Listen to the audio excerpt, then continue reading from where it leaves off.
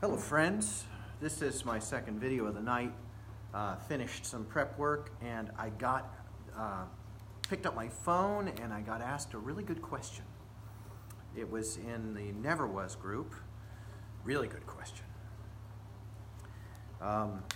Over there's a conversation happening about Consolidated Skateboards, a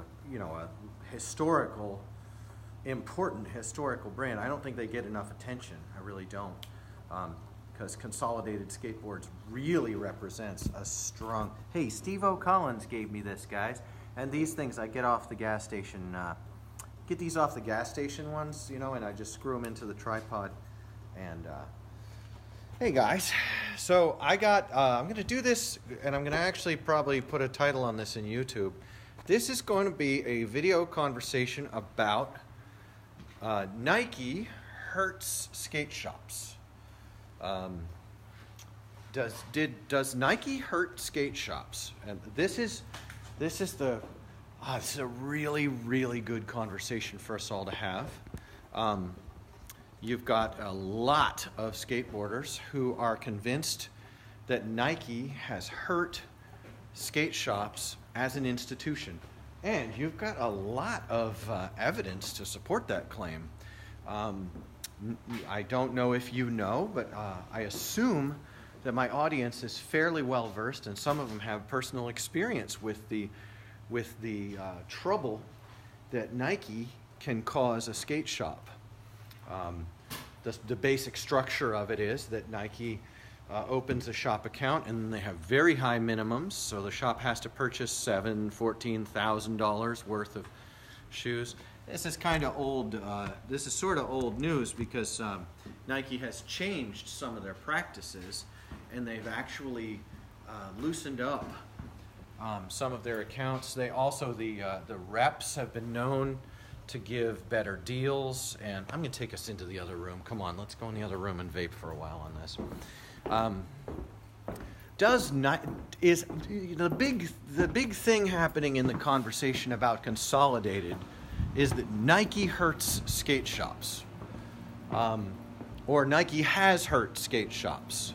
That Nike is to blame for a predatory practice of opening accounts with skate shops and then enforcing draconian consequences upon the shop in the event that the shop fails to meet sales goals. Often saddling the shop with unsaleable product, crazy pink and turquoise, which I bet those sell great actually. I just wouldn't buy them. Oh, what am I talking about? I bought turquoise prototype shoes when I was a kid, Airwalks. So I probably would buy a pink or a turquoise shoe, wouldn't I? So Consolidated is well known. Berto and Leticia are well known for their open and relatively harsh criticism of Consolidated for business practices that drove a lot of skate shops just plumb out of business, and very high consequence business relationships. And I think that a lot of that has been regulated now by the simple fact that Nike closed a lot of those accounts, just plain and simple. So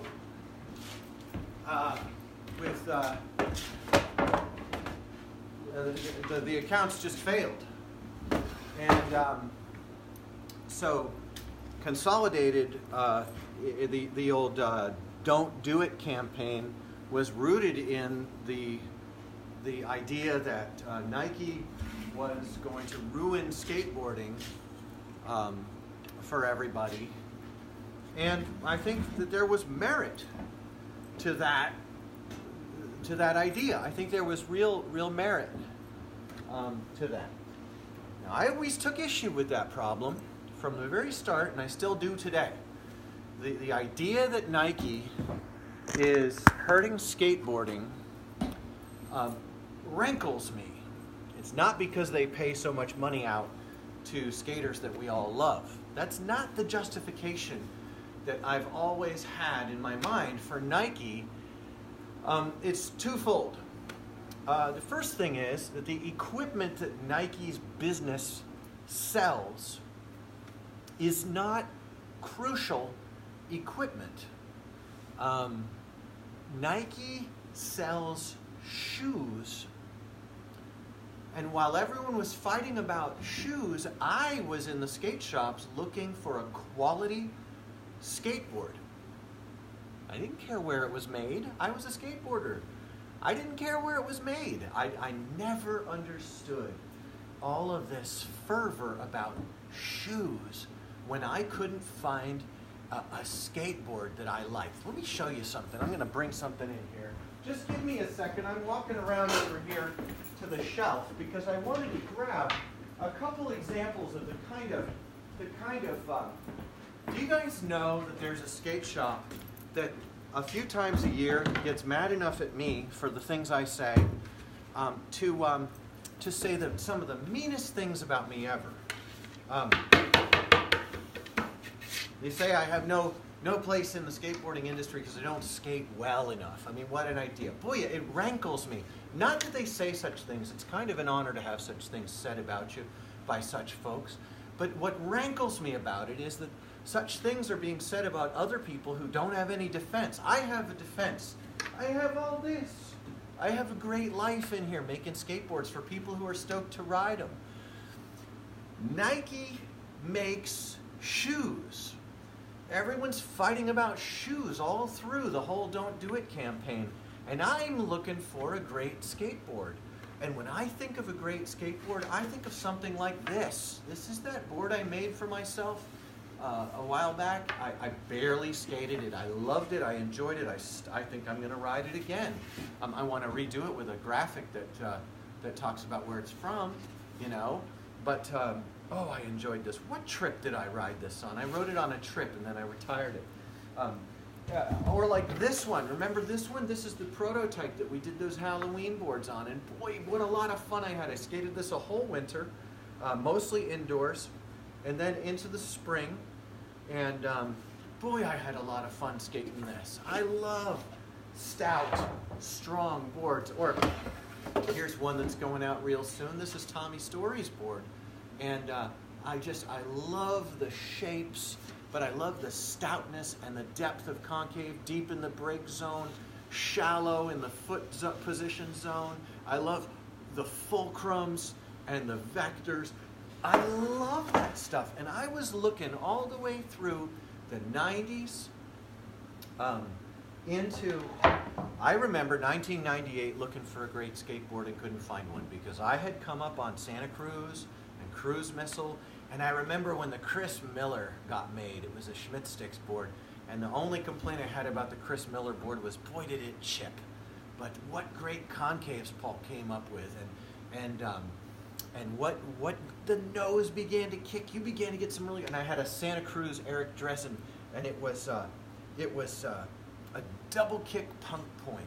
You know, I mean, man, I was looking for great skateboards, and this is me, and this is why I make skateboards today. This is what I'm all about. Now, remember, I'm talking about the question, did Nike hurt skate shops?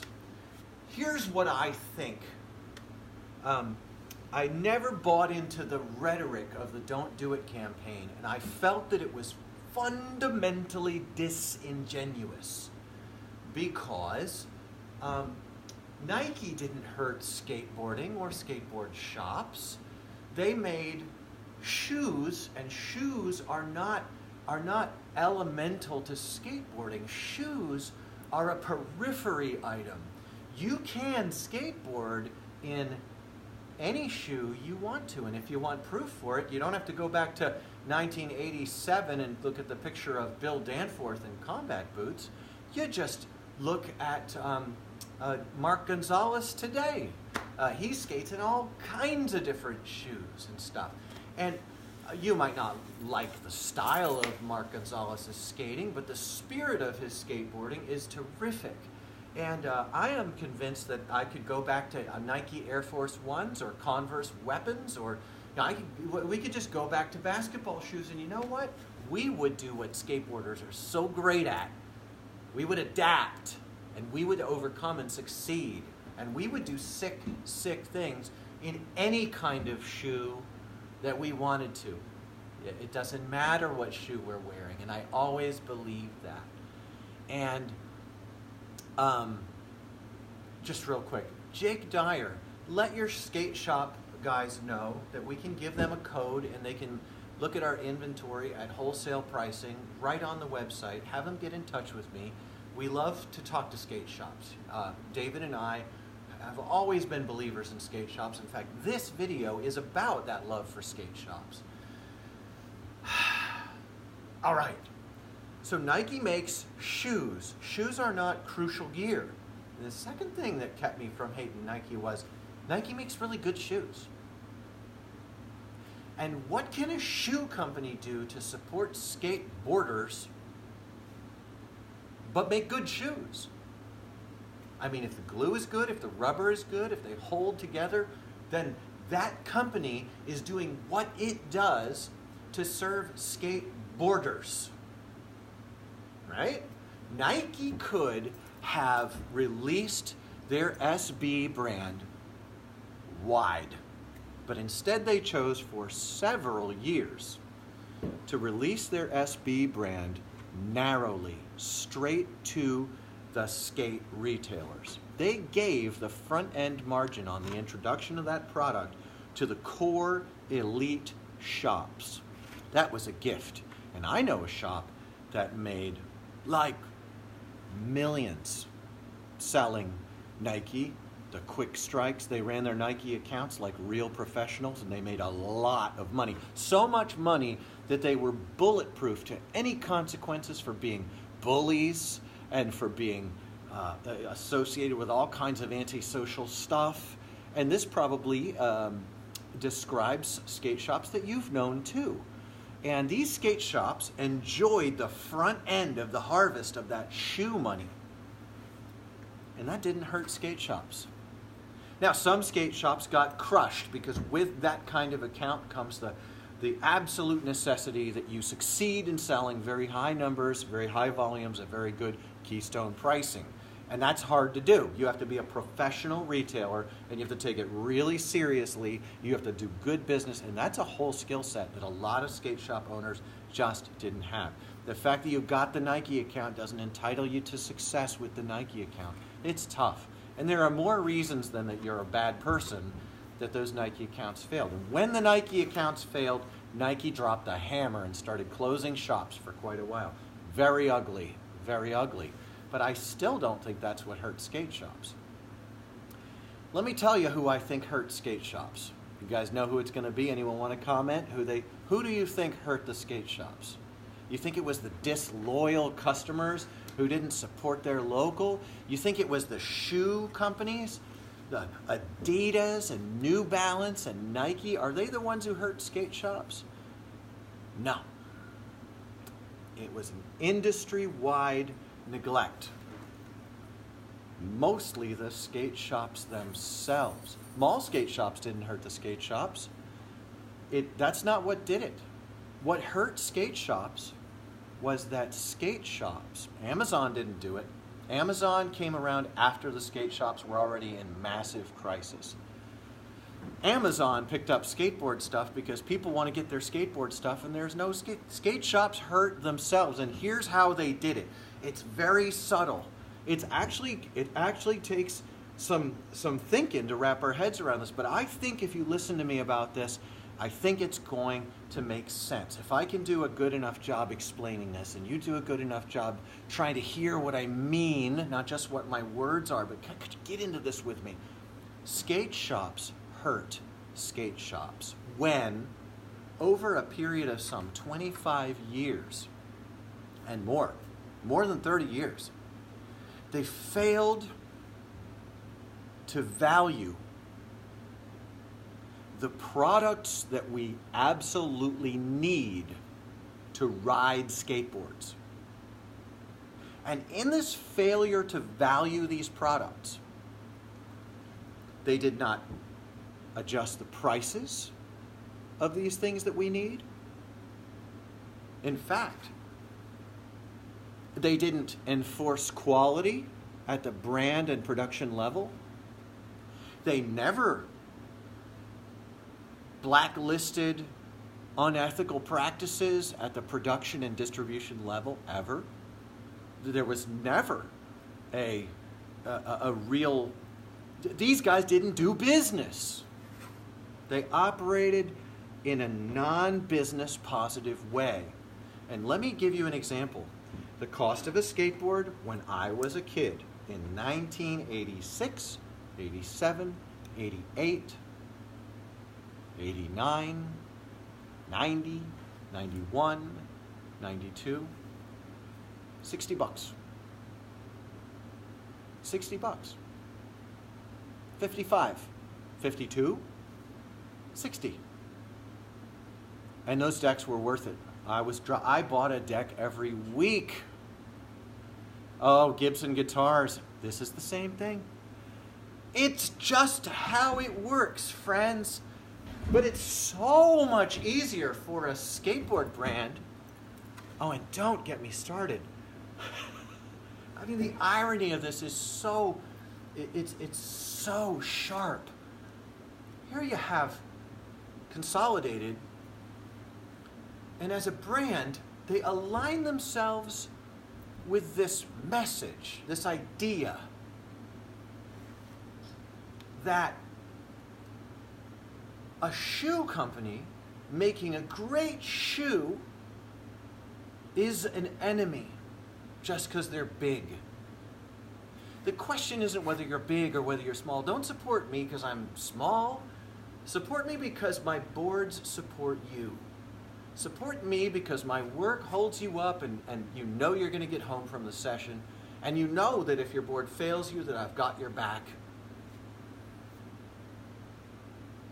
Support is actually let us support you. That's what brands ought to be doing. We ought to be offering you support. And in this era lasted for a long time. How long did we go? I mean, 25 years we went cursing Nike, and the kids knew that good shoes support skateboarders. They knew it. And so they bought Nike. And Nike won because they were right. Now, but skate shops hurt skate shops, and they did it over a long period of time. They were very proud of themselves. Like the narcissism problem in local skate shop ethics is really difficult to look into. You can't discuss it without causing hurt feelings, but it is really narcissistic to think that because you are a local skate shop, that you can undervalue and underprice your core product lines, never squawk about quality to the production, never squawk about ethics to anyone, and then you're going to exist on the shoe bubble for as many years as you can get out of it, which is a mercenary disposition, and that's not good. Mercenary dispositions are bad. They're bad for markets. They're bad for communities. They're just bad all around. And so you see what should have happened, what would have been wise, what would have been good and strong for skateboarders is this. In 1990, the price of a skateboard deck should have gone up from $60 to $65. In 95, they should have been at $70. At that point in 95, I bet there would have been a huge boom in brands that made quality, strong skateboards that felt great. I bet that quality and strength would have been central features in the market. What were the central features in the market in 1995? Focusing your deck, breaking your deck, and cartoon graphics and titties. Really. And in order to keep the price low, what did they do? They invested in volume over quality. industry-wide. The reason truck prices, bearing prices, and board prices are so low is because they went volume over quality, and because the production industry owned the media, they could use the media to, I think that brainwashing is a fine term for what they did. They brainwashed all these impressionable, mostly young men into believing it was meritorious to snap their board and need a new one. And this made a huge mess. In the 90s, it was really big money, man. When that came in with the kid with the gun and the dead sibling and the parents in the doorway and all the Big Brother era and all that stuff came through, they were selling lumber, man. Nobody cared how long they lasted. And the skate shops could just go, yeah, this is awesome. And they labeled it supporting your local, and you had the localism thing that's always been part of us. And I'm telling you, they never raised prices. Deer ones in 1977, a board cost $60 and it was only 6 inches wide. and now my nearest local skate shop, they sell a street board for $35 and they're legendary for breaking. And yet the community tolerates this. Not only does the community tolerate this, but let me tell you, friends, there's a reason why we're just on some grubby little Facebook feed. People who talk like me don't go anywhere. It's no joke, dude. If you want a former pro to threaten to come to your home and murder you, you talk like this. Like, dudes are militant in this industry, and they feel entitled to enforce with extreme prejudice. But I am committed to talking about it. Nike didn't hurt skate shops in any degree close to the damage that skate shops did to themselves by not behaving as retailers in a specialty industry ought. Quality, durability, comfort, that is how a board feels. The quality and qualities, the durability and the contours of the decks should have been the main selling points of companies from about 95 forward. You know, Santa Cruz had really developed a bunch of great concaves. Paul Schmidt had developed a bunch of great concaves. Somebody dig up the Juice article with Paul Schmidt.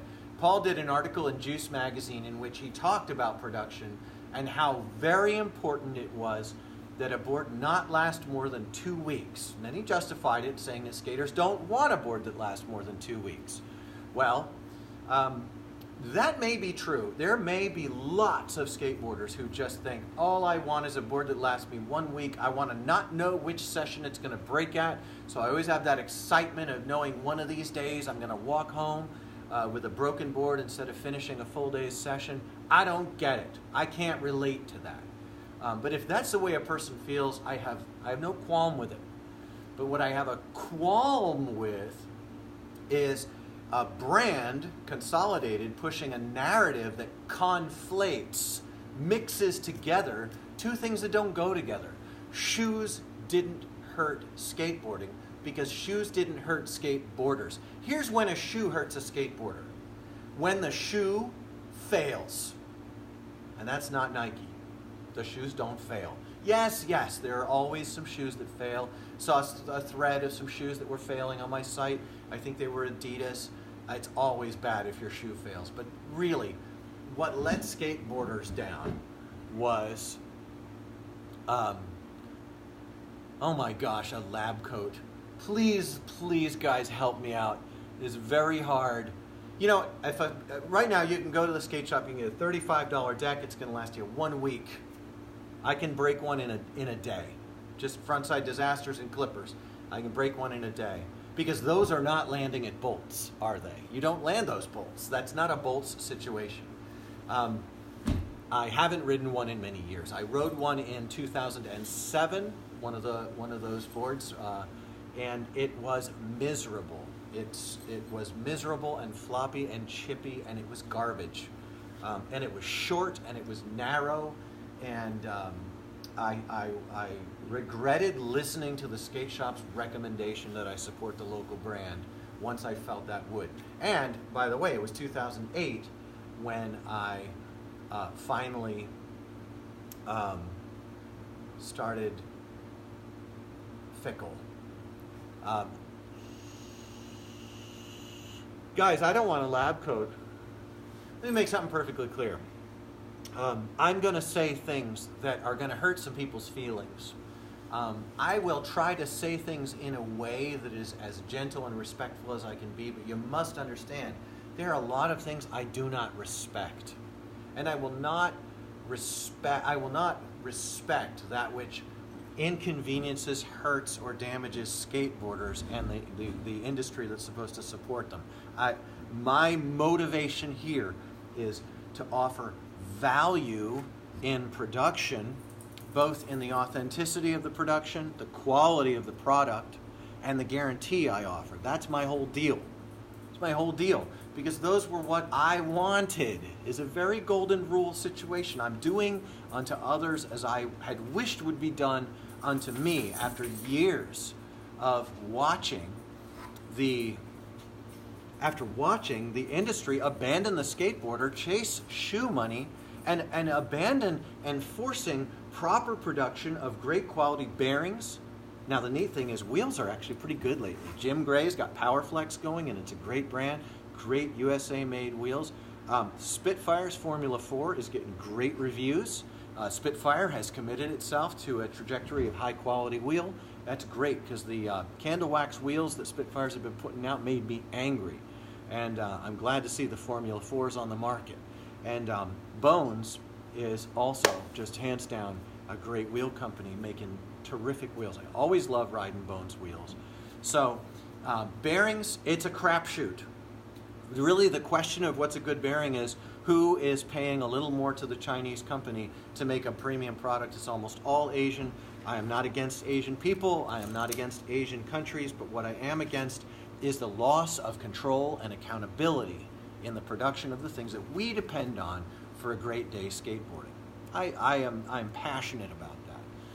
And then, but as far as the lab coat goes, here's my lab coat. It's a wonderful U.S. military issue BDU shirt. These are terrific. And instead of a lab coat, I wear a leather cut.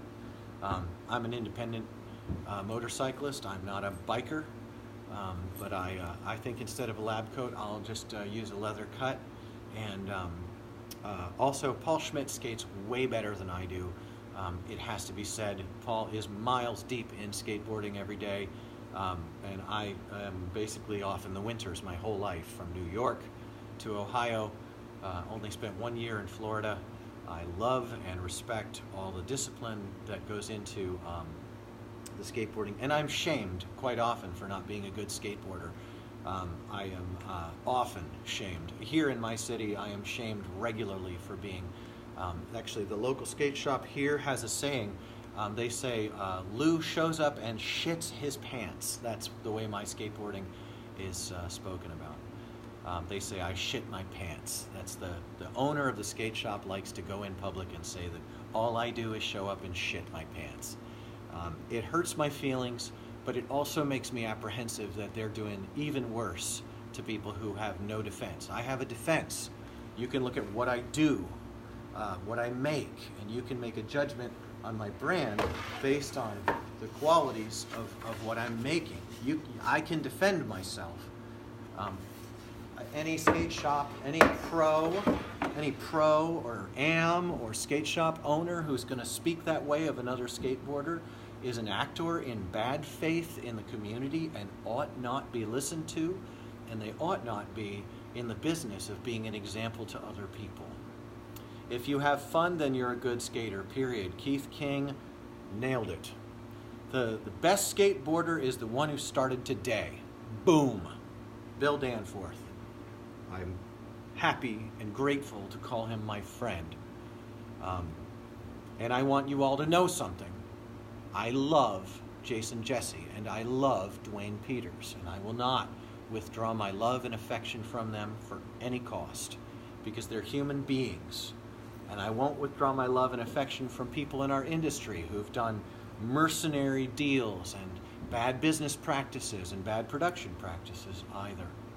So I wanted to lay this on you. Paul Schmidt appears to be a perfectly lovely guy, but when it comes to the meat and potatoes, rubber meets the road issues of being a skateboard maker, I am sorry to say that I do not enjoy agreement or even approval. Agreement with or approval of these historic mistakes we have made. We made a mistake, skate shops, by not raising prices and insisting on value for our customers. And we made a mistake, skateboard brands, by not insisting on value even at higher cost for the skateboarders. We made a mistake conflating shoe brands that make a great product with skateboarding, because you can skate in any shoe. I'm ending where I started. You could skate in any shoe. I think that we ought to start a little hashtag war. Hashtag skate any shoe. And we ought to explore footage. I think I'm going to do, I'm not going to do this officially tonight, but I think we're going to do skating in non-skate shoes as a challenge. And ask the skateboarding community nationally and internationally to find the shoes that work just fine for them. For me, skating in Air Force Ones was like having concrete shoes on my feet after years of vulcanized soles.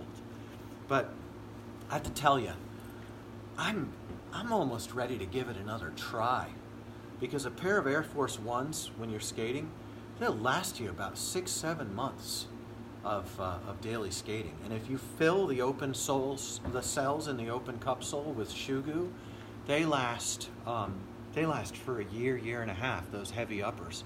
And I did it when I was a kid, and I was kick flipping when I was a kid. When the kick flip was brand new, I was kick flipping in like 1980 blah blah. Crocs. You guys know Crocs makes a lot of models? I have a model of Crocs right here. Check these out. I bought these. These are my shoe Crocs, my shop Crocs. Look at these. I wear these in the shop when my feet are hurting, and they're all worn out now. And I bought these probably 5 years ago. I've been wearing them forever. They lasted me forever, and they don't really tighten up. I just wear them like that. But this is real leather. The tops are actual leather. These are actually really good shoes. I've enjoyed walking around in these. When I went to London, I wore skate shoes to walk around, and my feet really hurt. And I thought, I'm going to get a new pair of Crocs like these, and I'm going to use these when I go walking in places like London. And I keep my skate shops, and right now I'm wearing a pair of Red Wing boots here. I'm wearing Red Wings, and I got my Chippewas in the other room. And I don't just want to be kooky about it. I'd like to, although I'm thinking about, it'd be great for us to break free from shoes, break free from the idea that you need a certain brand or style of shoe for skateboarding. Yes, a lower heel helps. Yes. But a thinner sole in a skate shoe, look at what's coming out now. Now you're paying $25 for a pair of insoles. A thicker sole on a skate shoe versus an insole wears out less quickly. Guys, we've lost touch as users with analysis and review, because we're in an industry that does not allow criticism or critique of objective material. You got to be kidding me. I posted a few days ago about how a thread got taken down. And it wasn't just about one thread, it was about a constant. If Fickle starts getting too much noise over here, then the admins of the group pull the post. And I've been attacked I had one guy call me an ideologue. I certainly am. I am driven by an ideology. Absolutely. I'm driven by the idea that the skateboarder is the most important part. And I actually was shocked because branding today, what is the mainstream skateboard brand that, what is the mainstream skateboard brand that markets on the quality of the laminate and the depth of the concave? They can't. They have no control over the quality of the laminate. They have no control over the depth of the concave. They can't even keep birch out of their maple decks. You get a deck and it says 100% Canadian maple, which is made in China. That's what that means. And then it's got 2 plies of birch in it. They can't even control it. They can't. And they say, oh no, we can. Our blah, blah, blah, blah, blah. Our foreign partners, our workshops abroad program has the highest quality, blah, blah, blah, blah, blah, blah, blah. I get emails from China all the time. People want to make my boards for me. They hit me up and they're like, oh, this is so-and-so with us and such a company. We make boards for all these people. We'd love to make boards for you. And I'm like, sorry guys, I'm a small single guy workshop, one brand, one quality, one guarantee, one production value, one person behind it. And they look at me like they're not looking at me, but they're like, oh, well, that's very cool. Let us know if you want to buy some boards. I would never have any control over the qualities of those boards. Concaves come in this way, come in that way. What way are they stacked? And, you know, look, if you're an 80-pound kid, you're still going to snap those boards every week. I get it all the time. I'll start a post and I'll try to give the benefit of the doubt to junk and factory production. But it's junk. And meanwhile, Consolidated wants to run up a flag against a shoe company for years. Bitter, unkind, nasty, mean, angry, this disposition of entitlement. And where was Airwood made? You want a great skateboard brand? Produce a truly great skateboard. Consolidated was never a great skateboard brand. In the beginning, I think they were on Watson in the beginning, and their stuff was really good. They had some really good layups early on, but I was not riding Consolidateds. I found the image that Consolidated put forth was in keeping with the Big Brother stuff, and I saw that leading to the decline of our culture.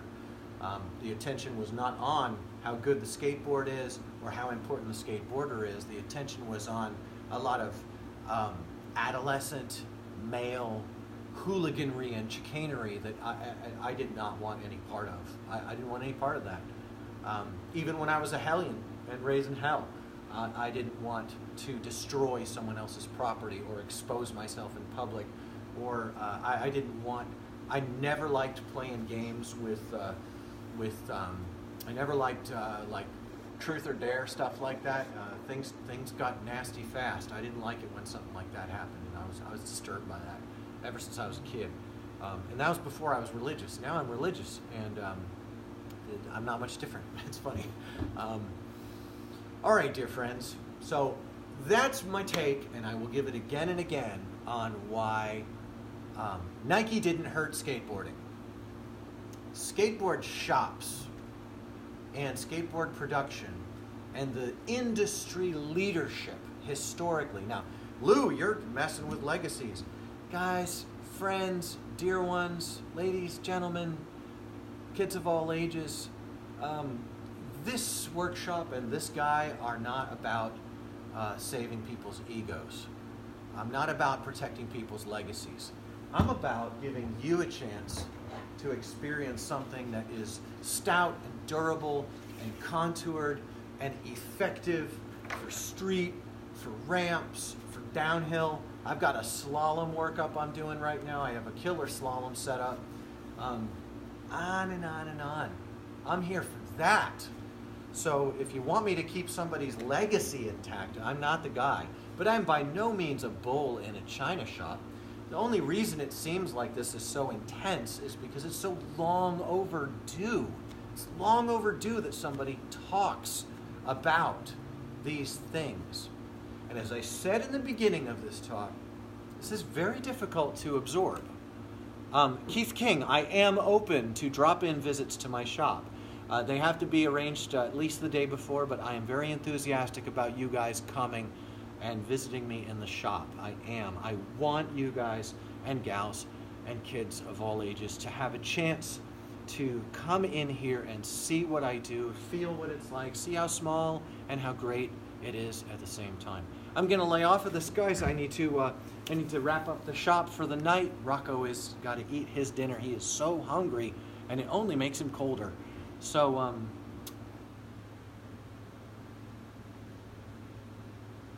I hope you can hear the love with which I intended all these words. I'm going to say worse things in the future. One reason I am reluctant to do videos and reluctant to post audio to the podcast is because if you knew what the response has been from the industry, elite who are around me, and what the situation is like around this kind of talk, and if you knew how few people are willing to even host a discussion like this, I feel like you would get very upset. And I think you would feel angry, but you don't know because it's all hidden.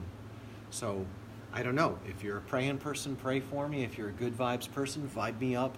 And I'm going to do more and more of these talks with you because I think you can see it. I love you, buddy. I love you. You matter to me. You're skateboarders. You matter. You're parents that want your kids to skateboard. You matter. You're old folks who used to skateboard and just can't get enough of it. You matter. You're someone who's afraid to ride a skateboarder. You're afraid to ride a skateboard because you're afraid to get hurt, but you love it and you want to watch it. You want to collect them. You love the imagery. You love you matter. I tell you what, you matter. You matter. You matter. You matter. You really do. And thank you all for the time we got to spend together tonight. And as always, hi, Mom. I love you.